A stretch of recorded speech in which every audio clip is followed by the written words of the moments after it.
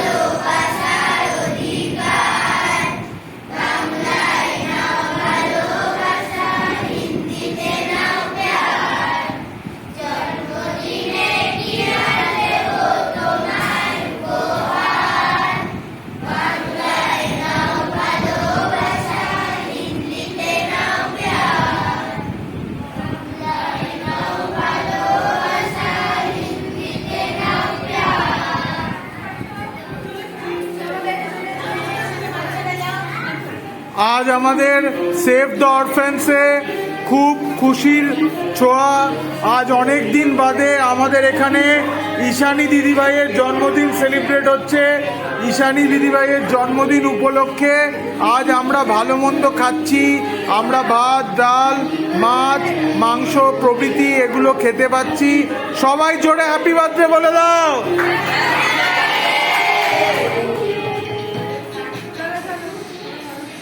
এখন happy birthday চলছে। ঈশানী দিদিভাই কেক কাটছে।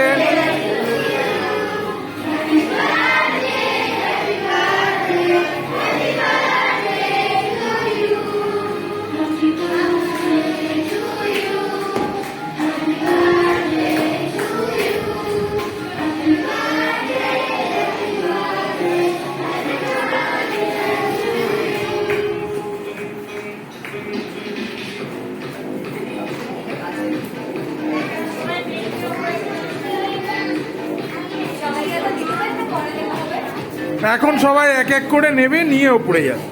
আচ্ছা, আর পিক কেটে দেবো না এর মুখে দেবো?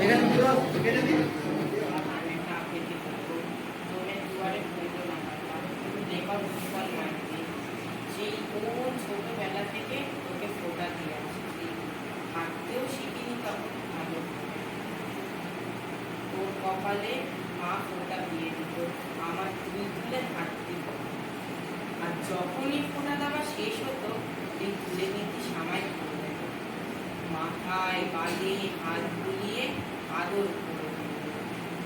যখন 10 বছর হলাম, ভাই ফোটার ভোরবেলায় ধানের খেতে যেতাম শিশি করতে, মনের আনন্দে চন্দন বসতাম শুধু তোকে ফোটাতে করতে। আর মা যে অসাধারণ মন্ত্রটা শিখিয়েছিল, ভাইয়ের কপালে